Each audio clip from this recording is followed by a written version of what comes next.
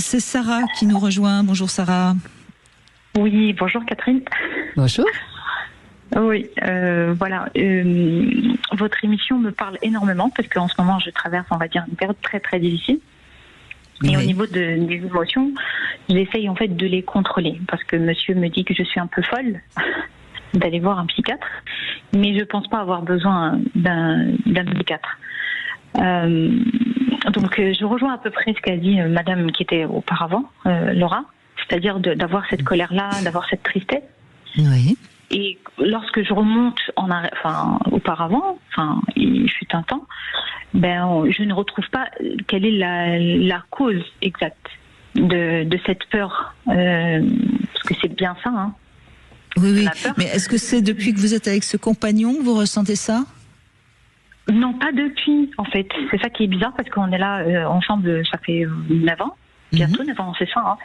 Mais j'ai commencé à les ressentir il y a 3 ans, à peu près. Je ne sais pas, est-ce que je venais d'accoucher ? Enfin, peut-être l'accouchement, je ne sais pas.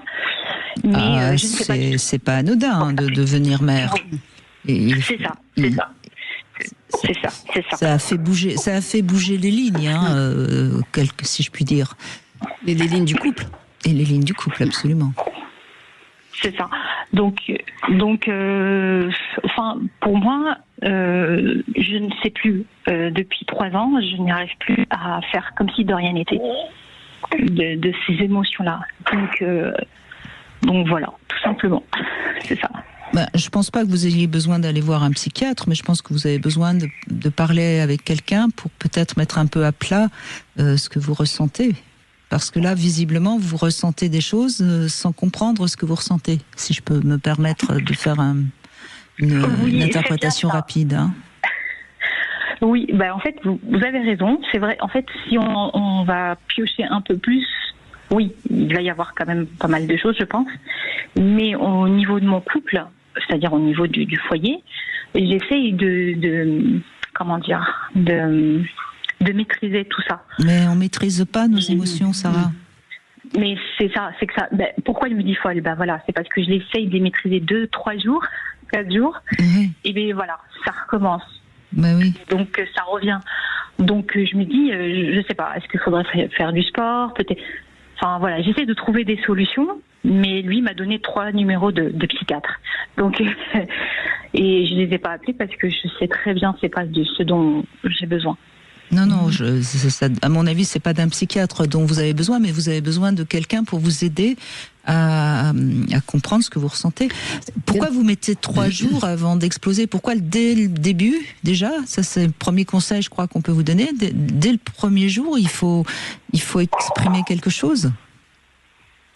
En fait, c'est que j'exprime peut-être parce que aussi il faut dire monsieur travaille énormément. Enfin voilà, c'est que j'essaie pas de trop lui rajouter. J'essaie de comprendre, et à un moment je ne comprends plus parce que je veux cette compréhension et cette écoute. Quand vous avez parlé de l'écoute, je ne me sens pas non plus écoutée.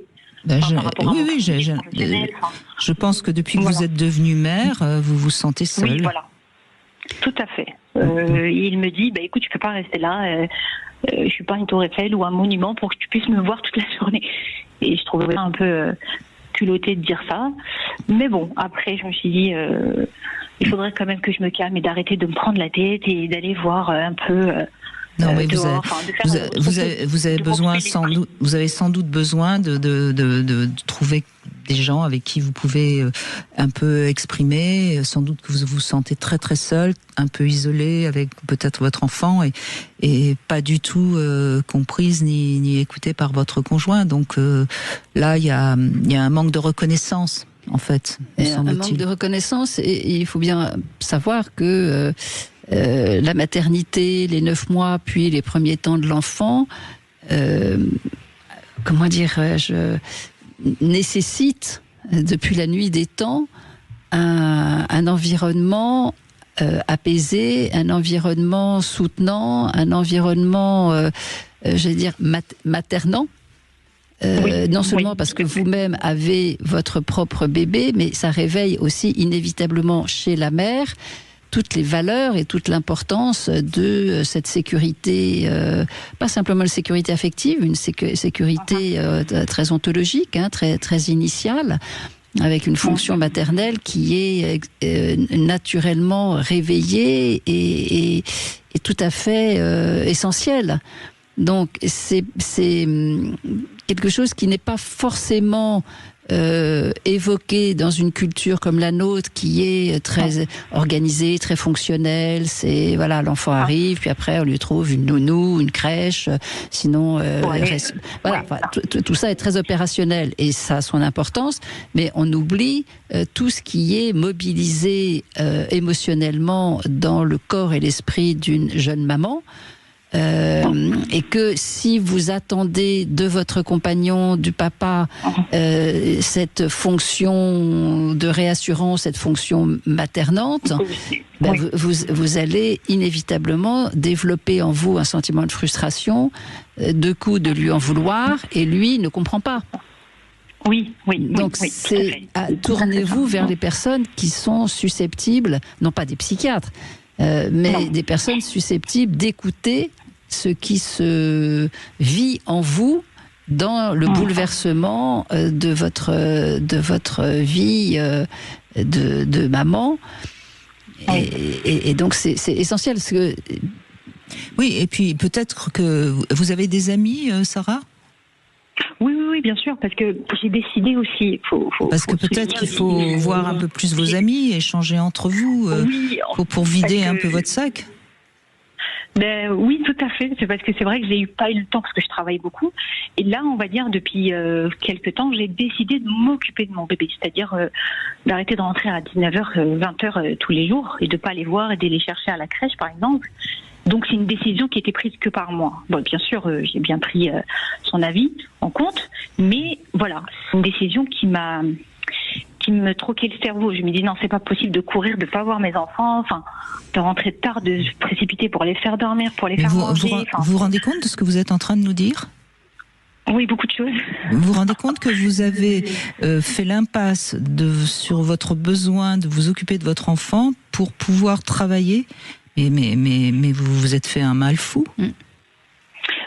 C'est pourquoi j'ai décidé aujourd'hui de ne plus de ne plus courir. Enfin, c'est vrai que mon métier me plaît énormément, mais il y a des choix à faire.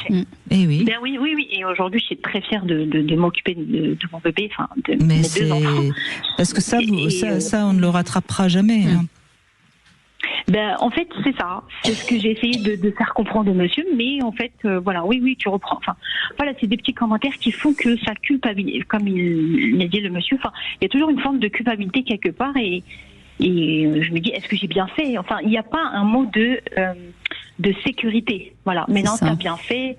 Tu sais, t'inquiète pas. Des choses comme ça. Ce que nous disons avec Brigitte, c'est la tentation tellement courante d'aller chercher à l'extérieur, auprès de son compagnon ou de sa compagne, des facteurs pour nous rassurer, des paroles, des gestes pour nous confirmer dans le fait que nous faisons le bon choix ou pour nous rassurer, ce qui est la fonction maternelle tout à fait... c'est une belle fonction, c'est tout à fait nécessaire. Sauf que la chercher à l'extérieur plutôt que de vous fonder sur « c'est mon désir, c'est mon choix, c'est tellement important pour moi, j'ai ça, je porte ça profondément, donc je l'assume et je l'affirme », je le reconnais. Oui. Si vous allez chercher dans le retour de votre compagnon, vous risquez de ne pas le recevoir, non pas parce qu'il est contre, mais parce que lui ne peut pas le comprendre de l'intérieur. Oui, lui, ça perd et il n'a pas le même ressenti. Moi, je pense, Sarah, vous avez vraiment peut-être intérêt, de manière assez rapide, me semble-t-il, prendre deux, trois séances avec un psychothérapeute pour bien comprendre où vous en êtes et aller au plus clair de vos vrais désirs. Je pense que vous en êtes tout à fait capable et à ce moment-là, ça va vous apaiser et ça apaisera le couple. parce que c'est pas lui votre thérapeute. Il peut pas être votre thérapeute. Hein. Oui. Et vous avez besoin de vous repositionner. Et vous avez voulu être un petit soldat, mais c'est. Oui. On n'est pas des petits soldats. On n'est pas des petits soldats. Non. Ça marche. Merci Sarah.